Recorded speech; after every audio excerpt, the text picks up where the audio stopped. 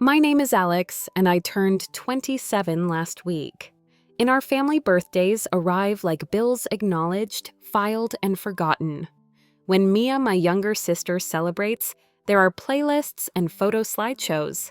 When Jordan, my older brother, gets a promotion, there are toasts and gifts that sparkle.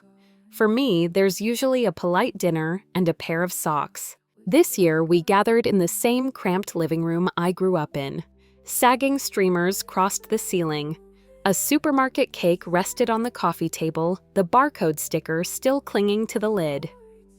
Mom Helen circulated with plates and napkins, narrating the menu as if that could fill the silence. Dad Victor sat like a foreman surveying the room with that measuring look he wears when he's already decided what everyone deserves. Gift time came and went in under a minute. Mia handed me a novelty mug that read, "World's Adequate Sibling." Jordan passed me a dog-eared paperback with someone else's notes in the margins. I told myself to be gracious. Then Dad reached into his jacket and offered an envelope. Hope, small and reckless, flickered. I opened it. Inside was a blank card. No message, no cash, not even a signature, just clean paper folded once. The room paused the way a theater does right before a punchline. Dad leaned back and said in a voice meant to carry, "When you don't carry your own weight, don't expect others to carry you." Laughter landed where applause should have been. Mia hid a smile behind her phone. Jordan smirked. Mom let out a soft, nervous chuckle and called it tough love. I set the card down, cut the cake, and tasted sugar that felt like chalk. That's when it clicked. This wasn't a party for me. It was a lesson at my expense. I smiled anyway. I took my seat, lifted my plastic fork, and let another truth settle in my chest, quiet and solid as a key. This night would not be another bruise. It would be a hinge. They didn't know about the door. It would swing open, I keep my smile on. Like a bandage, thin and temporary, while the night shuffles forward as if nothing happened. The cake has been sliced. Paper plates bend under too sweet frosting. Conversation drifts to safer subjects. Sports gas prices, a neighbor's dog, until it circles back as it always does to the children Victor is proud of. Jordan stretches in his chair, so his sleeve pulls back. The metal on his wrist catches the light like a small lighthouse. Last month, Victor presented him with that watch after a mid-level promotion. For momentum, he'd said. Tonight, Jordan taps the face as if checking time were a performance. Funny, he muses to no one in particular how consistent effort pays off. His eyes sweep past me like a broom. Mia lounges on the sofa, thumbs flying. "I might break 10,000 this week," she announces, turning her phone so the grid of her life gleams. Rooftop smiles spun sugar clouds, the practiced tilt of a champagne flute. Helen claps lightly, the sound of soft rain. Victor doesn't clap. He nods with the gravity of a judge. That's initiative, he declares, building something that scales. I don't correct him. I don't say that a following isn't a livelihood and a watch isn't wisdom. I nod. Breathe, stay quiet. Silence isn't surrender. It's a tool I haven't used properly until now. When the plates are crowded with crumbs and compliments are thin as napkins, Victor clears his throat and steeples his fingers. A summons. "All right," he says, "let's talk responsibility." The word sits in the center of the room like a poker chip. Jordan leans forward, interested.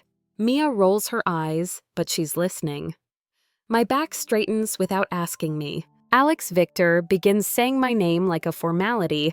On a document, you're still here under this roof rent-free. I choose a careful voice.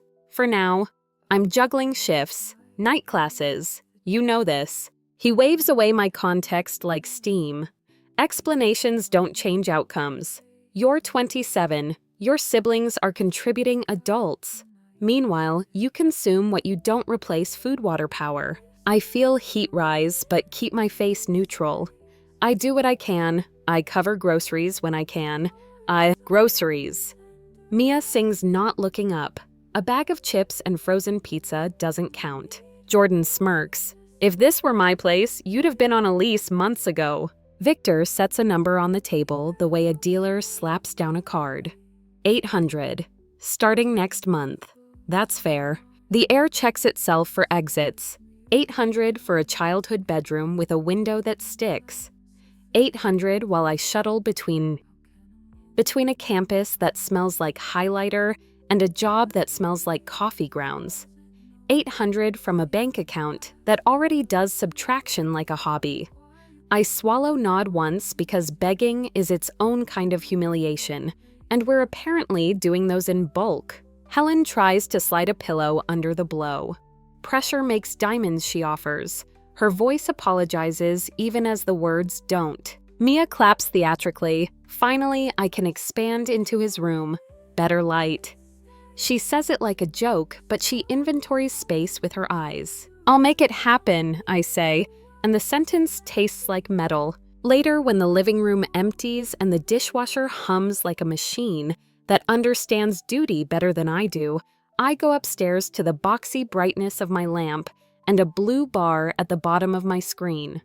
I open my budgeting app and do math that refuses to become magic. Tuition gas the kind of groceries that include vegetables. Even if I stack extra shifts, 800 is a cliff. I'm still awake when the front door clicks and Victor's voice glides in from the hall. Low and confident the way he speaks when he believes he's narrating other people's futures. I'm not eavesdropping on purpose.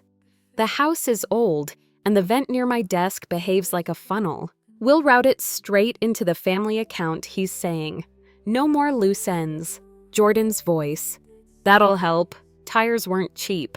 Mia's laugh and flights aren't either. Destination weddings are practically charity work. Victor, again soothing. We take care of our own. Your brother contributing will free up room for your goals. There's a quiet, compact moment where I don't feel anything. Then the feeling arrives all at once, loud as a dropped tray. The rent isn't a lesson. It's a pipeline. Money pulled from a son who makes the least and poured into lives that already received more. I picture an envelope blank folded once and understand it wasn't empty. It was a message I read too late. I sit back and the room feels tilted. My first instinct is theatrical pack. A bag slam a door, let the night hear the exit it deserves. But exits are expensive, and I'm not a fan of drama that ends in homelessness or dropped classes. Survival is not a sprint. It's a series of correctly placed steps. I pull my chair closer instead. In the days that follow, the house adjusts to my new assignment. Victor prints small reminders and tapes them to my door, red marker circling the amount due, like a teacher grading me for neatness. Accountability. One of them reads underlined twice. He smiles as if he's performed a mercy. Mia hums 800 when she walks down the hall. 3 notes that are more cadence than melody. She holds phone-light interviews with herself in the bathroom mirror, practicing thanks for gifts that haven't been paid for. Jordan counts backward from the first of the month. Whenever we cross paths in the kitchen, a countdown to an event I'm financing. Helen tries to neutralize the atmosphere with recipes and gentle counsel. If you modeled some of Jordan's drive, she tells me, while butter shushes in a pan, things might open up. She doesn't see that I'm already prying at doors, every night fingertips sore on the hinges. There are moments still when laughter makes a nest out of my history. Stories pull down from high shelves the play where I forgot my line and the air between us forgot me. The fair where my wallet found another pocket. Soda tipped into a car seat decades ago, as if upholstery could hold a grudge. Classic, Alex Jordan says, and they chuckle. I smile on cue. It costs less than a debate. I don't tell them that debt has a sound, and I hear it everywhere now. It's in the thinness of Victor's wallet when he snaps it shut too quickly. It's in the way Helen tears coupons with a purpose she mislabels as a hobby. It's in Jordan's new tires, which are quiet on the road, but loud on the statement. It's in Mia's itinerary, saved in drafts, a trip pinned to a card that has learned the word declined. I don't show them the spreadsheet I start building in the privacy of my window-stuck room. Columns that carry dates and minimums and fees that stack like lesser sins.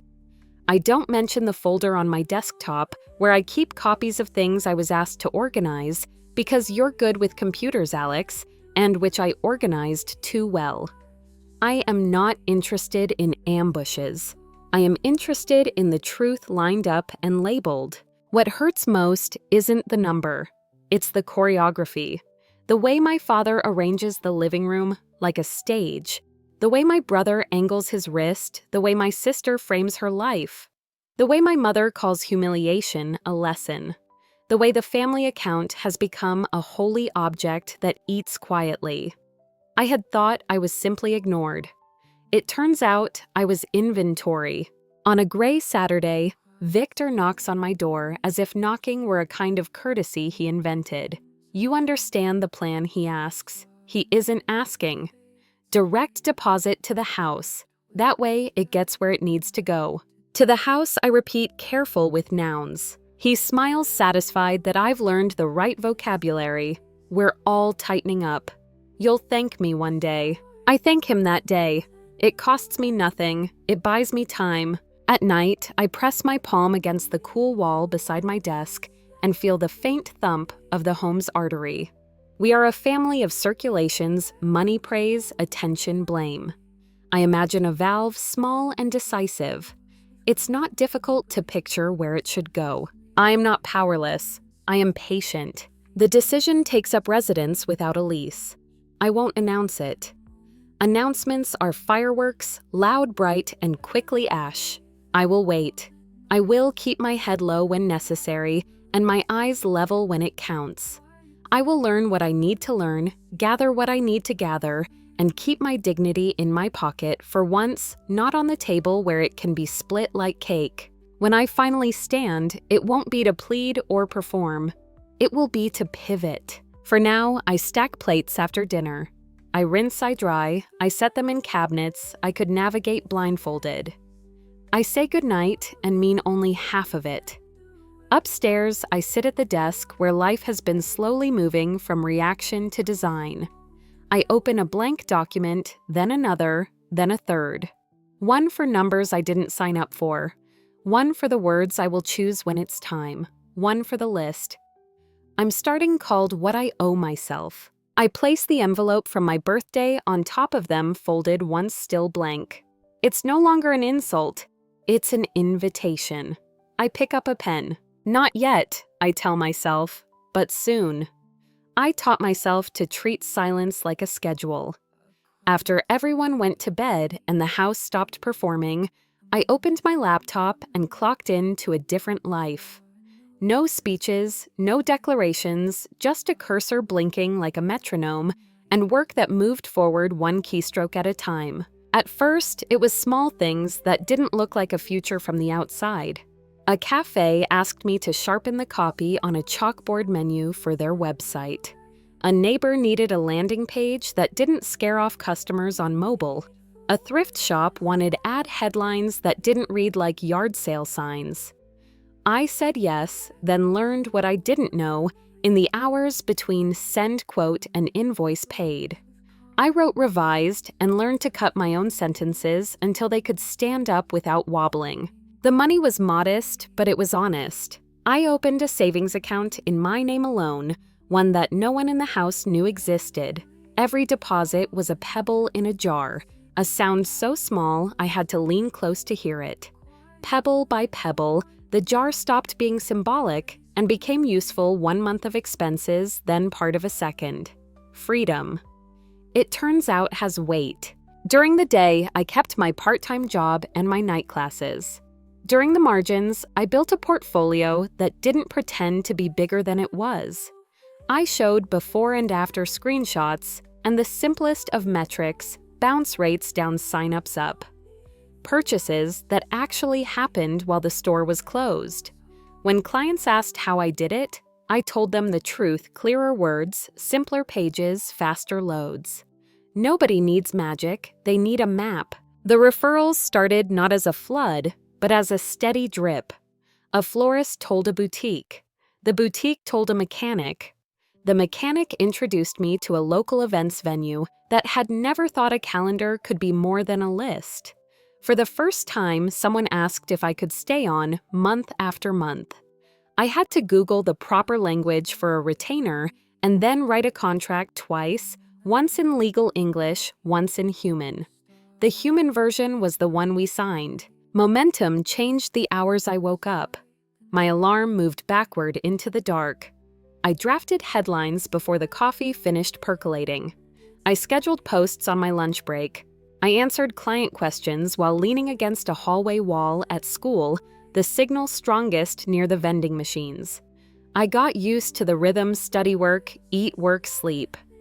It should have felt like a squeeze. Instead, it felt like a clearing. When you're headed somewhere, you chose even narrow passages feel navigable. Inside the house, nothing changed on the surface. Jordan still angled his wrist when the light was good. Mia still tested outfits against the mirror and the front camera. Helen still spun quiet optimism into the air like sugar thread. Victor still pronounced principles as if they were weather reports. But beneath the surface, I noticed new currents. They leaned on me in ways none of them would call leaning. Victor's printer went on strike, and I coaxed it back with a driver download and the kind of patience he didn't have spare. Helen locked herself out of an email account, and I reset her two-factor authentication while she stirred sauce. Mia sent captions to polish a word she used for anything she didn't want to rewrite and asked which hashtags made her look effortless. Jordan forwarded a resume bulleted with verbs that ran out of breath and told me to make it punch, as if impact were a filter I could swipe on. I logged the favors the way an engineer logs stress on a beam, not to be petty, but to understand the load. Dependence is a kind of data. It doesn't announce itself, it accumulates. The same family that discounted my effort relied on it to keep their days from stalling.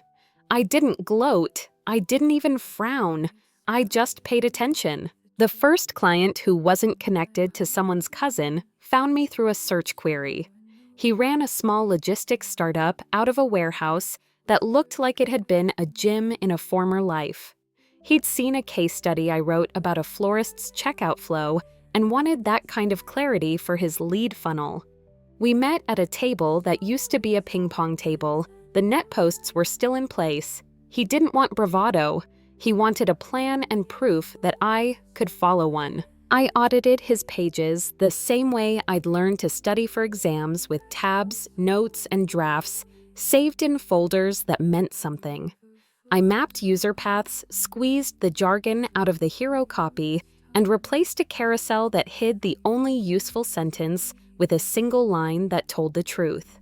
Then, I waited for the numbers to answer back. They did, slowly and then less slowly. Calls increased. Form submissions stopped looking like a graveyard at noon. He asked if I could own the campaign. The phrase startled me. Own. I said yes, and then I opened my window to let in the cold air that makes you feel more awake than coffee ever will. The contract required me to have a business name. I made a list that sounded alternately silly and stiff, then landed on something that didn't try too hard. I filed for an LLC because that's what you do when you want to draw a line between your life and your livelihood. The paperwork felt official in a way birthdays never did. I applied for an EIN, opened a business checking account, and sent my first invoice with a logo that made me grin and then made me edit it again. Money came in steadier. The pebbles in the jar started to sound like marbles. I paid off small obligations I'd been carrying like stones in my pocket. I retired a credit card with a ceremony no one attended, a call to a customer service line, and a pair of scissors. I bought a used laptop that didn't whine under more than 4 browser tabs. I replaced the chair that had trained my back to fold into a comma. At school, I noticed something I hadn't earned from my family praise. A professor who never smiled at anyone's drafts wrote clean thinking in the margin of mine. A classmate asked if I could look over her portfolio and then paid me without me asking. In a hallway lined with flyers for events no one attended, I realized I was no longer auditioning to be taken seriously. I had references now and not the kind printed on a resume. Meanwhile, the household economy kept pretending it was fine. The pretense was loud in its own way. Victor made a point of buying the brand name when the generic would do and then leaving the receipt on the counter like proof of solvency. Helen clipped coupons with the fervor of a hobbyist, but with the aim of someone building a raft. Jordan's new tires hushed the sound of his arrival, but not the fact of their cost. Mia's cart filled with flights she would not purchase today, but felt entitled to own tomorrow. One night, Victor handed me a thick envelope of papers and called it tax season, like a weather pattern he couldn't change. "You're good with computers," he said, the same way people say a flashlight is good with darkness. "Sort this." I didn't have to snoop. The numbers were in my hands because I was asked to hold them. I scanned statements, named files properly, and created folders labeled by year and bank instead of MEAC, which is a word adults use when they've decided that later is a better time to understand their lives. The picture that assembled itself wasn't a mystery novel. It was a ledger with a rash. Credit cards near their limits. A cash advance that lined up too neatly with Jordan's quiet tires. Airline charges that matched Mia's itinerary drafts. Late fees that looked small individually but crowded together like ants. An overdraft that hadn't bounced because some other deposit had sprinted across the calendar just in time. I didn't make a sound. Even my breathing felt like it should respect a library rule. I filed everything where it belonged and exported summaries into a folder on my own machine labeled Admin Family. Not to weaponize, I told myself. To remember. Because memory is what people argue about when they don't have receipts. Seeing the debt didn't make me superior. It made me sober. I understood how easy it is to mistake momentum for mastery, how quickly a family can learn to live on appearances. I put the envelope back together and handed it to Victor with a neutral face I had practiced in mirrors that weren't mine. That night, in the thin quiet between midnight and morning, I wrote a different kind of list. Not just tasks and deadlines, but contingencies. 3 months of expenses, then 4. A short list of rooms for rent within bus distance of both work and school, with notes about neighborhood noise at 2 a.m. A timeline for stepping away from shifts once retainer work covered what they used to cover. A reminder to keep backups of documents in 2 places, and a hard copy of the numbers that mattered inside a plain folder no one would open by accident. The change I felt wasn't triumph. It was alignment, the way a door sits properly in its frame once the hinge is set right. In part 1 of this year, I learned that humiliation can be instructional. In part 2, I learned that endurance isn't failure, it's planning. In this part, I learned something more useful. Leverage rarely arrives with a drum roll.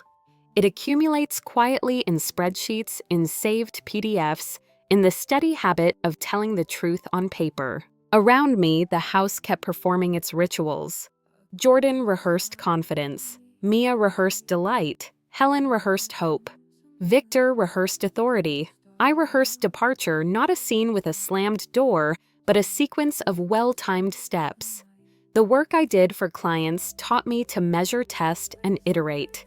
I realized I could apply those same disciplines to my own life. I am nobody's secret weapon. I am my own.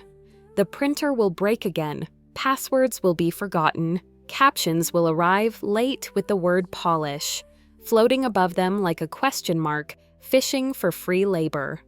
I will help until helping is confused with servitude. I will fix what I agree to fix and leave the rest untouched. Not out of spite, but out of design. Before I turned off the lamp, I opened the jar and poured the pebbles onto the desk with my eyes. There were enough now that I didn't need to pretend. If a storm came through the house, I could afford to stand outside for a while. I slid the mental jar back where it lives and closed the laptop. The silence felt different, not empty, ready. I had been telling myself for weeks that patience is not passivity, it's choreography. If I moved too soon, the story would warp back into the familiar version where I was the problem. So I let the house hum along, and I waited for the beats I knew were coming. They arrived right on cue. A week before her big trip, Mia burst into my doorway, breathless and bright with urgency. "My flight won't confirm," she said, thrusting her phone into my hands like a baton. "The app keeps erroring. Can you fix it, please?" On the screen, a neat red banner slid into view. Payment declined. I checked the basics. Wi-Fi app cash card details. Everything looked clean except the one thing I couldn't conjure out of thin air: available credit. "It's not a glitch," I said evenly, handing the phone back. "The card isn't approving the purchase." Her smile cracked. "That can't be right. Dad said the account would cover it. Maybe ask him." I suggested, soft as a cushion but firm as a wall. "I can't fix what isn't there." She left in a gust of perfume and indignation. Minutes later, voices rose downstairs. Mia panicked, Victor defensive, Helen pleading for tone, Jordan weighing in with advice disguised as judgment. I didn't lean closer to the vent. I didn't need to. The argument had a shape I'd learned by heart: entitlement colliding with limits. One thread was pulled. A few days later, Jordan cornered me in the kitchen with his laptop open to a resume that looked like a bulletin board. After a windstorm, too many fonts, verbs sprinting nowhere, bullet points that wheezed. "Make this sharp," he said. Not asked, said. "Upload it to the portal by tonight. I've got an interview coming." "Send me your final file," I replied. He emailed a draft a half hour later with the subject line "polish." He didn't add a please. I opened it, stared at the sprawl, and felt the old reflex to rescue twitch in my hands. Then I set the reflex down. It wasn't my duty to translate his noise into clarity, especially not for a brother who mistook my labor for an entitlement. I saved the document, exported it exactly as it was, and uploaded it to the portal he specified.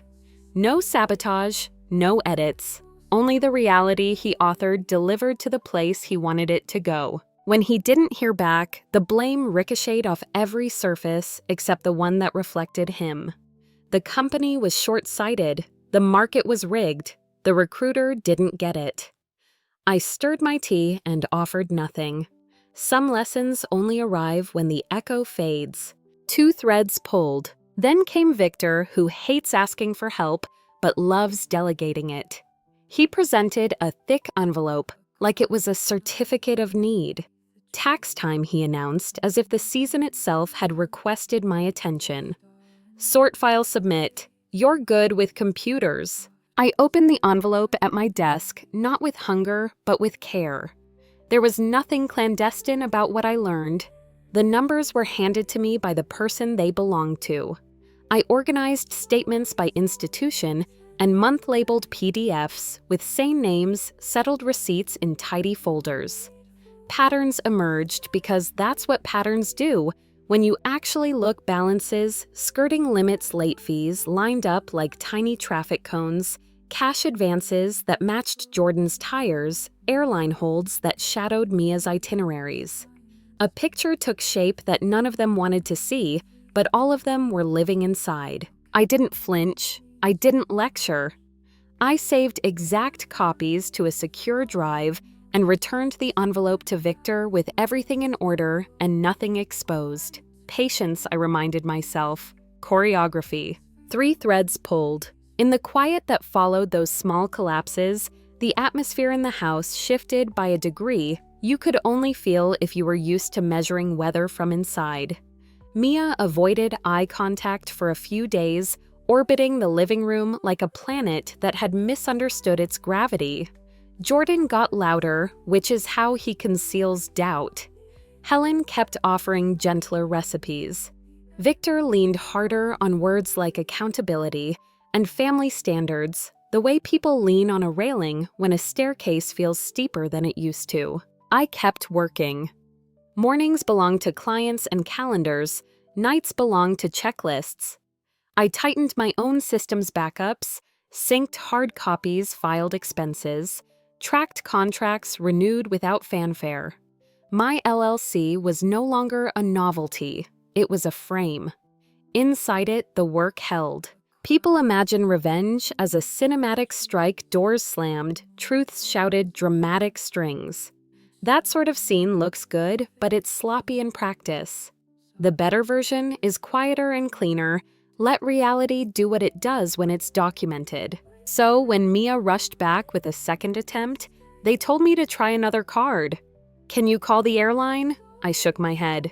They'll tell you the same thing I said. Only the cardholder can resolve the hold. She frowned, incredulous that a boundary could be both polite and non-negotiable. She stormed off, and within minutes, the downstairs soundtrack returned, raised voices, a muffled apology, the plastic scrape of a card being removed from a wallet and put back again. With Jordan, I gave what he gave. He forwarded a new and improved resume that was the old one rearranged. Upload, he wrote. I did, and the portal did what portals do, received without judgment. When the silence from the other end lengthened, he paced. It's politics, he said finally. I nodded as if considering the point. Maybe it was. It was also punctuation. Victor, more careful now, brought me a second envelope. These forms got mailed late last year, he said. Like a man explaining a stain. We're refiling to be safe. I scanned, sorted, filed. I watched the numbers tell the same story they'd been telling, only louder. Systems don't judge, but they do reveal. Was I cruel? No. I was accurate. For years, I had been the family's unacknowledged interface with reality. Fixing printers, translating bureaucratic language, smoothing edges. They positioned me as unreliable while leaning on my reliability. All I'd done was remove the cushion. Everyone met the floor. I didn't crow about it. I didn't confide in a friend or write a victory speech. I went grocery shopping with my own list and my own card. I paid a bill early because I could. I reviewed a campaign report and sent 3 lines of feedback that improved conversions by a number that made me grin at my screen. Life outside the house kept widening.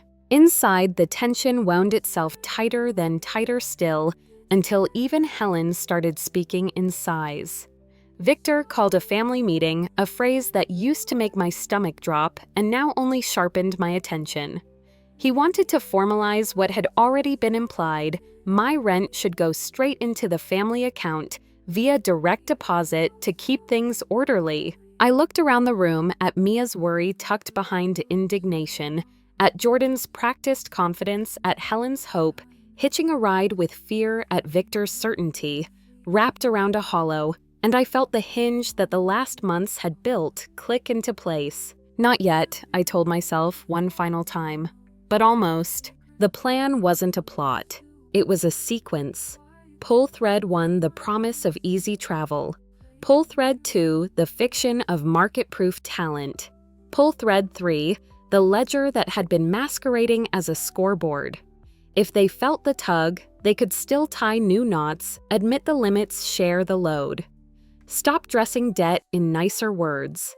The door was open. They chose not to see it. I kept my voice even. I've been making some changes, I said, and left it there. The rest would arrive when proof did documents in order. Accounts in my name, the quiet lift of a life, no longer mortgaged to other people's illusions. One more beat, one more breath. Patience is not passivity. It's choreography. And the downbeat was nearly here. Cole called it a quick family check-in, which in our house meant a verdict was already written. We gathered in the living room as if summoned by habit. Lena scrolling Drew. Performing confidence Marion, smoothing a cushion that didn't need smoothing. Cole stood, clasped his hands like a manager before a briefing, and said, "From now on, Noah's rent will be deposited directly into the family account." cleaner, accountable. Lena's eyebrows popped like confetti. Drew nodded, approving the plan he wouldn't feel. Marion offered a careful smile that translated to, "Please don't let this become a fight." I felt the familiar urge to swallow my objections and keep the peace. Instead, I set my laptop on the coffee table and opened a folder labeled Household Records. "Before we formalize anything," I said, keeping my voice flat, "I need to be precise about what that account actually is." Cole's jaw tightened. "What are you doing, Noah?" "Answering the question you didn't ask." I turned the screen toward them. Inside the folder were the documents he'd given me during tax season, statements, notices, PDFs, renamed so they could finally talk to each other. I tapped through balances, flirting with limits, late fees in tidy rows, a cash advance that lined up perfectly with the date Drew's new tires appeared, airline holds that matched Lena's itinerary drafts, an overdraft covered by a barely-in-time deposit. Marion's hand found her necklace. Drew leaned forward, then back. Lena stopped scrolling. Cole went red around the cheekbones. "Where did you get this?" "From you," I said. "You asked me to organize it." I did. I also kept exact copies because memory is unreliable and paperwork isn't. Silence took the center of the room. For years, that silence had belonged to him. This time, it didn't. "I won't be routing money into a pool that leaks," I continued. "You've been funding appearances with credit and calling it responsibility. The rent you're demanding from me isn't for the roof. It's for the lifestyle you prefer to protect. I won't subsidize that." Lena bristled. "That's not fair." "It's math," I said, and slid the summary page closer. Fair hadn't been invited to these meetings in a long time anyway. Cole tried to recover authority. "You're still living here, Noah." "For a little while longer," I said. "I've been busy." I opened a second folder: business, contracts with a logistics startup and a venue invoices paid on time, a modest but steady spreadsheet of revenue. I registered an LLC. I have retainers. My savings cover several months. I've already placed a deposit on a room that's on the bus line to both work and school. I move out in 2 weeks. Marion's eyes shone equal parts relief and regret. Drew's mouth did an odd half shape that wasn't a smile. Lena looked caught between outrage and calculation, as if recalibrating her orbit. Cole searched for a foothold. "You're being dramatic." "No," I said. "I'm setting a boundary. You've preached accountability while hiding debt. You humiliated me with an empty envelope and called it a lesson. The lesson stuck, but not the way you hoped. I learned to stand up my own life." I closed the laptop. The click sounded final. "I'm not transferring anything to the family account," I said. "I'll settle my last utilities share before I go, and I'll keep my number the same. If you want help with documents or passwords, ask respectfully. I'll see if I have time. But after I leave, I answer for me. You answer for you." No one moved. The room looked strangely new, as if the furniture had shifted while we watched. Marion spoke first, quiet. "You should have told us you were doing all this." "I tried," I said. "It kept getting laughed off, so I built it instead." Cole opened his mouth, then closed it. The argument he wanted wasn't available anymore. I gathered my things: keys, wallet, the novelty mug from a different version of this house. At the doorway, I paused, not for drama, just to mark the moment. "You wanted to teach me how to be responsible," I said. "Consider it learned. Now you'll have the chance to practice it too." I stepped into the hall. The door didn't slam. It closed the way good plans do, cleanly on schedule. Thank you so much for listening to today's story. If this story resonated with you or made you reflect, I'd love to hear your thoughts, so feel free to share them in the comments below. And don't forget to like, subscribe, and hit the notification bell so you won't miss the next story.